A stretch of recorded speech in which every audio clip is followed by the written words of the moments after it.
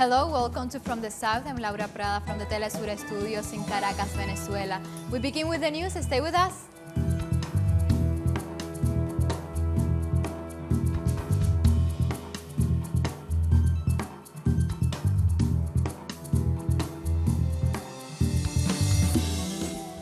And Venezuela's Minister of Foreign Affairs, Jorge Arraza, announced the consolidation of a countries of groups to defend enriched rights in the UN letter. Article 1.2 Respect for the principle of equal rights and self-determination of peoples. Article 2.1 Respect for the sovereignty equality of states. Article 2.4 The impetus for peaceful resolution of international disputes, never to endanger international peace and security. Article 2.4 The obligations of any state to refrain from resorting to the threat of using force, of the use of force against any state. Article 2.4 Respect for the territorial integrity and political independence of all states. Article 2.7 Non-interference in the international affairs of states. And the mediatic campaign regarding the alleged humanitarian aid for Venezuela, Arraza explained that he met with UN Secretary General Antonio Guterres to establish a joint plan with different countries of the world and overcome the obstacles of the economic blockade that the United States imposes to Venezuela. We are talking about the cooperation, and next week we are going with some very concrete proposals for the UN system to react as it should react with multilateralism versus the attack and blockades of US unilateralism. It's not meant to make the spectacle that is generating the United States, but to help the people of Venezuela to produce, to be able to revive our economy, to be able to carry out, despite all the blockade, to the Venezuelan economic system. And the minister also denounced from the UN the use of a terror campaign from part of Washington to besiege the South American nation. Between the 6th and 10th of February, there have been flights of military transport aircraft to the Rafael Miranda Airport of Puerto Rico and the air base of San Isidro in the Dominican Republic, and to the other islands of the Caribbean safely located without knowledge of the government of those nations. It's very dangerous that the US is planning a kind of psychological warfare and also try to besiege our country. In this context, the Russian government joined voices with the international community and warned that the United States initiated movement and point to a military intervention in Venezuela. So warned this Thursday the spokeswoman of the Russian Foreign Affairs Ministry, Maria Zakharova. An ongoing provocation including victims is being prepared overlapping with a convoy humanitarian aid, and it is needed as a protest for armed action from the outside. This must be clearly understood. Zakharova also described as obsessive the White House orchestrated actions to try to overthrow the legitimate government of Venezuela. Washington's unprecedented obsession with overthrowing the legitimate government of a sovereign state is an action that completely ignores the principle of international law, and the range of so-called options under consideration continues to decline. On the other hand, the president of the Constitutional Chamber of the Supreme Court of Justice of Venezuela, Juan José Mendoza, reported this Thursday the measures taken in protection of the interests of the Venezuelan state in the framework of the siege led by the United States. It was established with a binding, individual or collective character of an electoral process expressly validated, with the Supreme Court of Justice's decision. It's a force of act contrary to the ordering judicial and public international law, to the rules of the democratic game, and those effects objectively leads to the rupture of the constitutional order and the social peace. Mendoza also highlighted the threats against the country's financial system by attempting to raid the facilities outside the Venezuelan oil industry and by appointing an illegal parallel board of directors. An intervention of the company of the state to which the industry is reserved production and commercialization of the oil activity, vital income of the economic system of what constitutes this agreement of flagrant violation of the text, constitutional and the socio-economic system of the Republic. It constitutes another assault to the rule of law by the National Assembly, which is incompetent and whose acts are absolutely null, especially the assault to PDVSA, company of constitutional rank for reason of sovereignty, economic policy and national strategy. Consequently, Mendoza also made public the precautionary measures that weigh on some of the citizens involved in the compromise against the legitimate government of Venezuela. It's decided to decree the following. First, prohibition of the country of the citizens Simón Antunes Gustavo Velázquez, Carlos José Balsa, Ricardo Alfredo Prada David Smolansky, Luisa Palacios, Edgar Rincón, Fernando Vera, Oswaldo Núñez, Helio Tortolero, and Andrés Padilla, Ángel Olmeda, Javier Troconis, Luis Urdaneta. Second, prohibition of the recording of the property of the citizens previously appointed. And also in Venezuela, the armed forces are deployed along the border with Colombia, performing military exercises to protect the nation against foreign threats. Madeleine Garcia, our correspondent, has more details for us. Every corner of the border with Colombia has been reinforced by the military.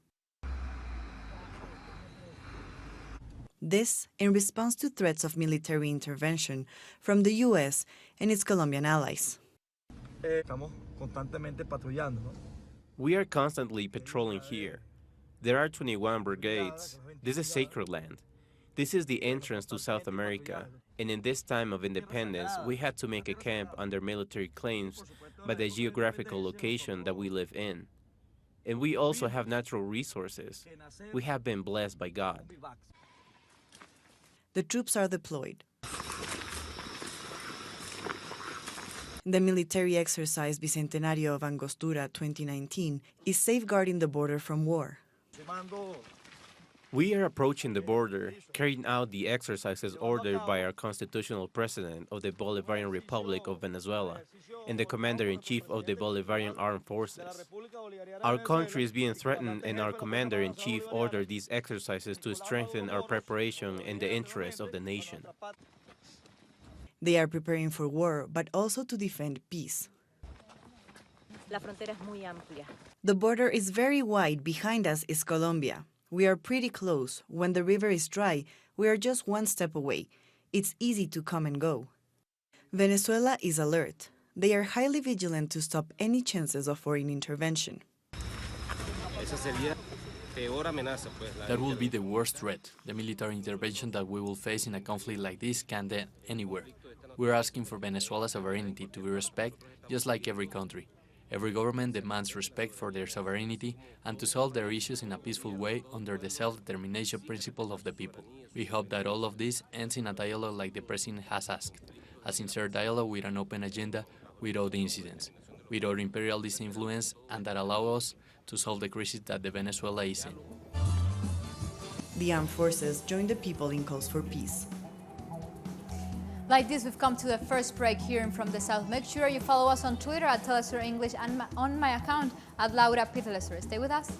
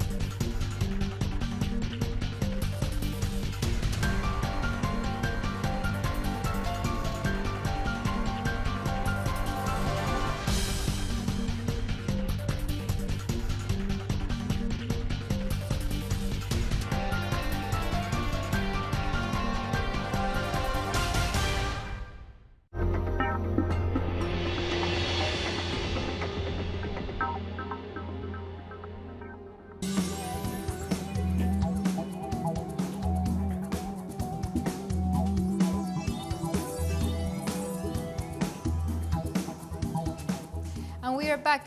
Gradually, Haiti's capital, Port-au-Prince, returns to normality while the opposition parties continue to request the resignation of President Jovenel Moïse and warn about the future demonstrations. We must remember that for 7 days, strong protests have taken place in the streets of Port-au-Prince. These demonstrations, in which the detractors of most demanded the cessation of inflation of 51% that mainly affects fuel prices. This gas station is closed at this moment because of the demonstrations. Despite being one of the busiest here in the capital, most of the stations are closed or open for a little time. One of the triggers of the IT's high inflation was the increase of fuel prices by 50%. Despite the demonstrations, the government has not yet responded to the people and their demands to clarify several allegations of corruption, which reveal members of the current government are involved. And the UN Commission Against Impunity has resumed its operations in Guatemala.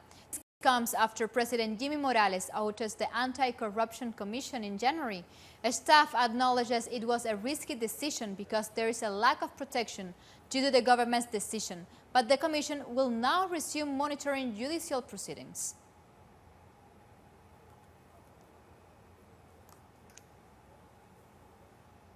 And groups representing victims of the El Mozote massacre in El Salvador say more exhumations are expected to happen soon, as experts continue to investigate its impact nearly 4 decades later. More on the following story. The human rights organizations representing the victims of the El Mozote massacre have announced that new exhumations are expected to take place. The experts also say that the investigators in charge of the case will be responsible for researching how the massacre impacted the social and economic organization of the community. This massacre has been investigated for several years, since the 90s. During this time, more than 350 bodies have been found. Most of them have been identified. The new exhumations will be carried out in an area where a family of 7 was buried, 5 of them minors. This shows how the massacre was systematic and coordinated by the military to target civilians. Forensic experts have found these attacks targeted mainly minors. One representative from the organization representing the victims of El Mozote explained how the investigators were chosen and spoke about life in the area of El Mozote. Both the defendants and the accused in this process presented their choice of investigators. Some were accepted, some were not. Most of the experts presented by the accused were not accepted because they could protect their interests. The ones that were presented were almost all accepted. Among them are 2 anthropology experts who are experts on the life of the El Mozote community at the time of the massacre. On January 29th, 2 campesinos found bones while working the land. These human remains are thought to belong to Maria de la Paz Pereira, who was executed by the Salvadorian military, along her husband and 5 children. The massacre was carried out on December 10, 1981, during a military action known as Operation Rescue, and it was supported by several military units. Several witnesses have said that during the attack on El Mozote, every member of the community was arrested, including children. And now we go beyond Latin America's frontier, where the National Union of Mine Workers of South Africa has said it will challenge plans by the country's largest gold producer to retrench over 6,000 workers. Sibanji Gold Mining announced that it will soon embark on a restructuring exercise which will, among other things, include cutting thousands of jobs. The union have, however, voted to oppose any measures that will lead to job losses. We are worried that it comes to us through the media that Sibanye is intending to retrench plus minus 5,000 people. However, it's our duty to fight against retrenchments. Should we be given the official notice that they intend to retrench people, we will sit around the table and tell them why it is not right to retrench these people. And after more than 1 week, 7 bodies have been retrieved from the Gloria coal mine in Middelburg, east of South Africa's capital. 22 people are believed to have gone down the mine's shaft before a massive gas explosion occurred underground. Several people has entered the unused mine on February 6 to steal copper wires that supply electricity for lighting and ventilation.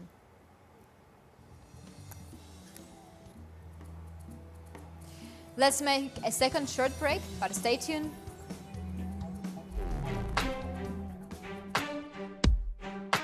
Porque a ustedes les pagan para que hagan eso. No, a mí no me pagan. No. Pero dan la universidad, pero si no dan.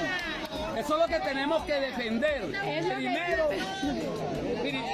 ¿quién le dice a usted eso? Mire, señor, ¿cómo es posible? No, yo digo lo que dicen los medios. No, es un disparate que dicen los medios adinerados. Porque, por lo menos, si usted me está...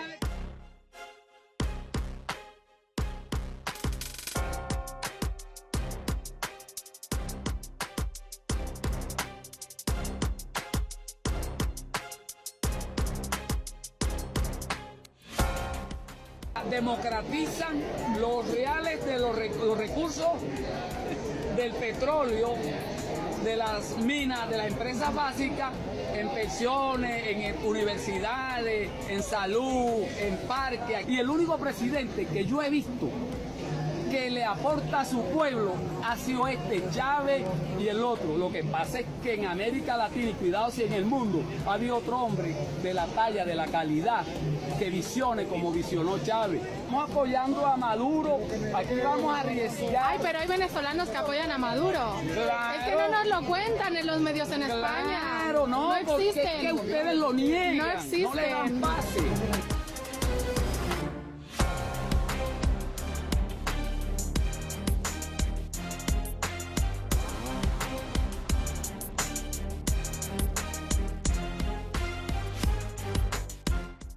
No me va a decir a mí que a mí me están pagando. Yo estoy aquí porque quiero estar aquí, porque tengo un corazón, porque siento, porque agradezco todo, yo agradezco lo que el gobierno me dio a mí y lo que le ha dado a los venezolanos.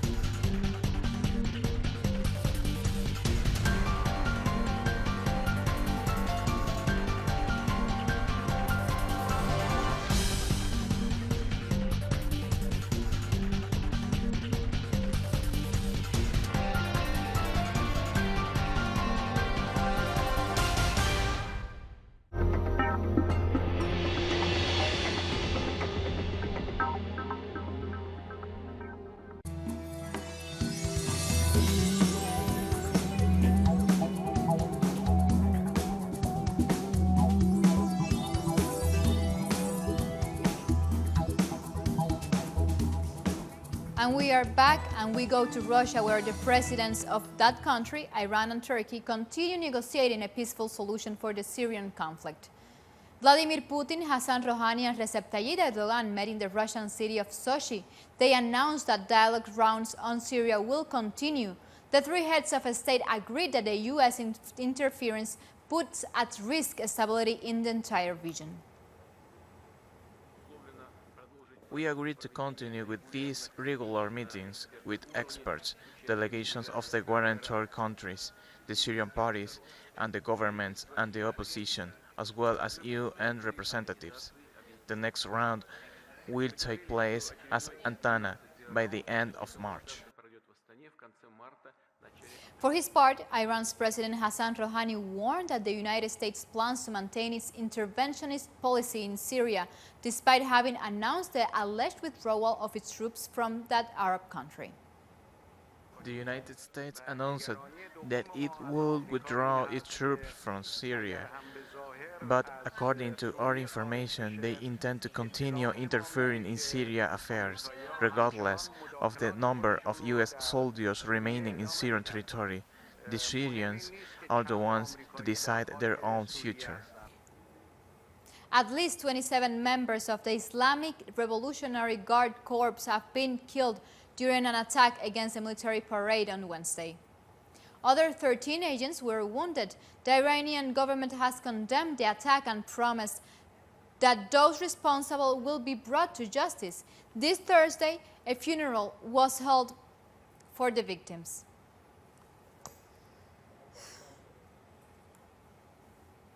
The attack took place in the southeastern province of Sistan and Balochistan, near the border with Pakistan. This territory has been suffering for years different attacks by drug trafficking gangs and militias based in Pakistan. Members of the Druze community in the occupied Golan Heights held a rally on Thursday to mark the 37th anniversary of the national open strike against Israeli occupation. Protesters marched through the village of Magdal Shams to the Syrian border. They defend the Syrian Arab national identity and reject the Israeli occupation. The national strike was called on 14th of February 1982 and lasted for 6 months. 14 February is the day of defending the Syrian Arab identity. We promise to God, the homeland, our people, our army and our leadership, represented by the President Bashar al-Assad, that we are going to stay faithful to the pledge and defending our homeland until it's liberated from the Zionist occupier. We have great hope in our army, people and leaders to raise the Syrian flag on the beloved Al-Quran. And like this, we've come to the end of this news brief, but we invite you to watch this video with the Telesur campaign, Drums of Peace for Venezuela, where Latin American musicians has joined, and we invite you to do so. And you can check Telesur's social networks, Telesur TV and Telesur English, for more information of how to join this international campaign for peace. We leave you with this video. Yo.